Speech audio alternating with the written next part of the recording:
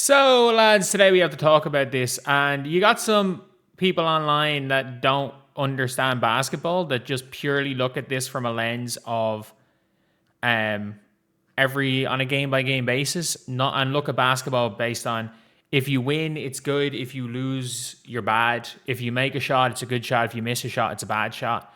That don't ever look at things as a process. And I gotta be very, very clear here. This will not work. Will not work for the Indiana Fever. I have to be very clear. This will not work. And I am not saying that the style of play that won them the game yesterday will not work. I am not saying that the style of play that Caitlin Clark wants to play will not work. I'm saying when you have a superstar and a coach with completely opposite philosophical views on the sport of basketball, it won't work. It has never worked. This, I don't think people understand. A team cannot be a title contender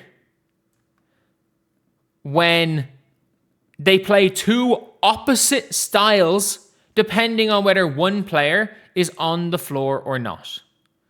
Depending on whether one player is on the floor or not, they play two opposite styles. Are the Indiana Fever better without Caitlin Clark? No. They are better with Caitlin Clark. But it's like 5% better. Just because Caitlin is that good. Caitlin is so good that her greatness overrides the fact that the system doesn't work as well with her on the floor. It doesn't. It genuinely doesn't. The Steph White system, a lot of people are like, oh, it's ball movement. No, it's not. No, it's not. The biggest difference is how slow they play. It is a pace thing. It is we are not going to go and, we're not going to make risky passes. We're going to slow it down. We're going to make this a grinded out game. We're going to trust that Kelsey Mitchell ISO and Aaliyah ISO is better than your ISO. It's as simple as that. We're going to trust that we're going to make this a dogfight, and we're going to trust that our two stars are better than your two stars. And we're going to be able to hide people on defense. We are going to be able to hide Kelsey on defense, and we're going to be a pretty decent defensive team. We're not going to be a great defensive team. We're going to be an okay defensive team. Why? Because when this game becomes a half-court game, we can then put in a system, and it works. If a game is open and free-flowing, we have to outscore the other team. Rather than we can hold the team to the 70s. We can win while scoring in the 70s. I know they scored 84. But that is what Stephanie White's system is. It is a system that drags a game into the 70s, the low 80s. And yes, there's going to be outliers. Just like sometimes when Caitlin Clark's playing, even in her style, sometimes you're going to score 80 points. The majority of the time, when Caitlin Clark's on the floor, you're looking to win. You can concede 88 points and win. Playing Caitlin Clark's system regularly. Whereas you can't really do that in the Steph White system. Because it doesn't generate as many open shots. But it also makes things slower, and you don't give up the transition points that you give up, playing the way Caitlin gives up. And you don't just, and for lack of a better word, you don't just concede. You don't just, every basket you concede is okay, cool, we're going to score it on the other end. Baskets scored and baskets conceded mean more. And nobody's wrong in this scenario. But you can't slide Caitlin into that system and expect her to be good. Nor can you bring Caitlin in and expect a team to 180 from what's winning games and expect that team to win. It's two completely contrasting styles of basketball. And no one's right and no one's wrong. This is a really weird thing. They're not better without Caitlin Clark. But they're not enough better to justify tearing everything down. The Indiana Fever in 2025 had a choice to make. They can build around Caitlin Clark, or they can go with what is safe and what has won in the WNBA for years. They went with what was safe, whereas all the other teams, other than the Las Vegas Aces, who have Angel Wilson, have gone modern. The Indiana Fever have gone prehistoric. The Indiana Fever play basketball like it's 2000s. That is how they're trying to win games. Whereas a lot of teams are going modern. And yes, you can win games doing that. Are the Fever ever going to win a title? No. But the Fever, for lack of a better word, they're not going to tread water.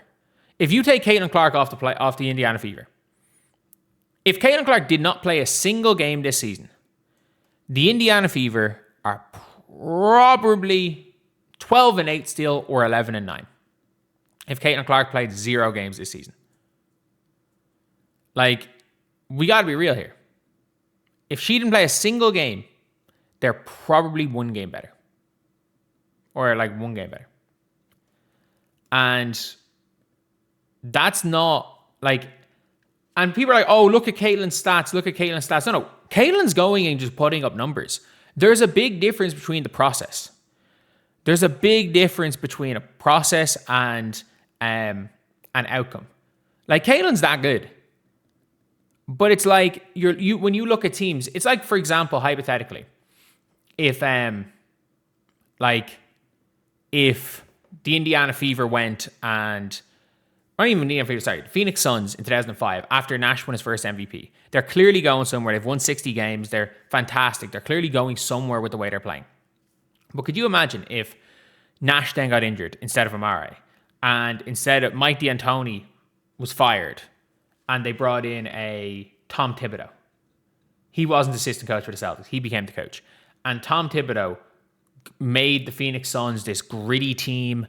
Amare became a defender. They used Sean Marion's defense. Maybe they traded for a defender here or there. And they were able to grind out, be this ugly, win games ugly, and be this team that still wins 50-something games. And then suddenly you add Steve Nash into a team that has a defensive, grinded out identity. And Steve Nash wants us to just keep running around. Like, Steve Nash is still going to get his numbers, but it's just going to be conflicting styles. It's going to be entirely conflicting styles. People are like, oh, imagine if Caitlin Clark's legacy is just playing entertaining basketball and not winning. They will not win with Caitlin Clark playing this system. You won't. Like, you actually won't. Ty Harris is better for the system than Caitlin Clark. Caitlin Clark is so good that the team is better with Caitlin Clark on the floor than with Ty Harris on the floor. I cannot stress that enough. They are better with Caitlin Clark on the team. But the problem is that you're not going to win a title or even win more than 1 playoff series. In a best of 5, you're not winning a playoff series when you have a player who doesn't run the system, who doesn't play well in the system. So when your system when your system and style of play becomes harmed by a player, even if that player is so great that the sum of or that overall, that is an improvement, that's not good enough to be more than a 5 seed. But when you've got players that fit the system, you can be a 5 or a 4 seed. Like, if you I hate saying this, if you swapped Caitlin Clark with Sonia Citron, the Fever are a better team. They are. They just are. Also, if you swap Caitlin Clark with Sonia Citron, the Washington Mystics might win the title, but still, they are better if you sub in. Why? Because Sonia Citron is plug and play. If you swap Caitlin Clark with a plug and play all-star, the Fever are better. Why? Because they can run the system, and they can run the system the way they want to run the system, and then you have another kind of a tertiary star or a tertiary player option. The problem is that this current system doesn't need 3 first options. And Caitlin Clark is exceptional. Caitlin Clark's the best player on this team. She is the best player on this team. You will not hear me say otherwise. She is the best player on this team, and I fully believe if in the year of 2024, the Indiana Fever had said, we are going to build around Caitlin, we're going to find this up-tempo coach. We're going to build around, we're going to get a bunch of dogs out there. We're going to go and build a team that suits the way she wants to play basketball. And we're going to build a coach that suits the way she wants to play basketball. That, I think that the Indiana Fever would be in title contention right now. But they're not. They're not contenders. Why?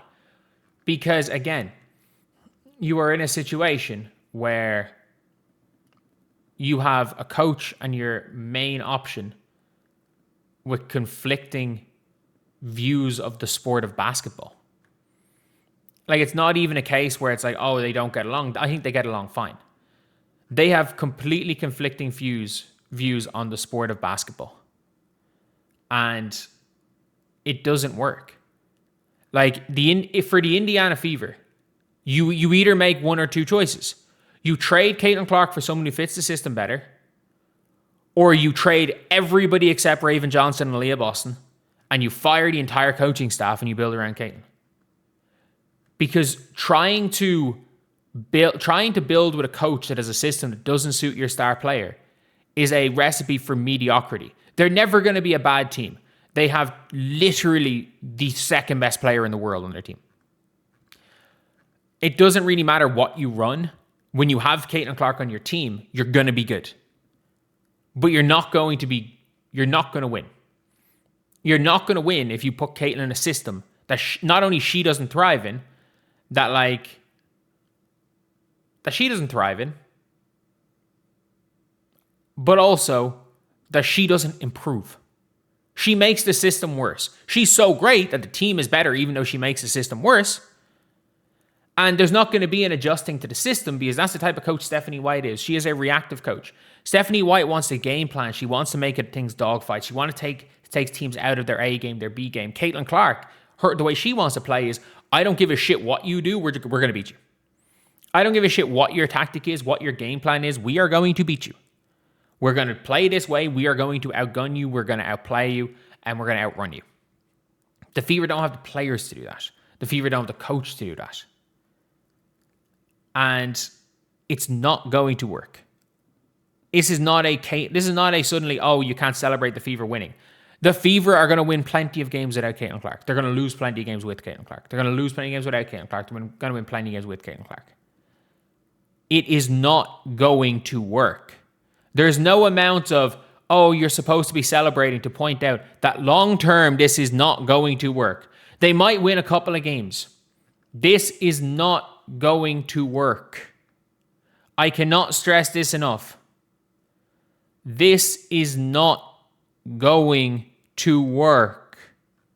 They are not better without Caitlin. But they run the system better without Caitlin. They clearly play. Stephanie White, you can see her reactions at the way they play without Caitlin Clark.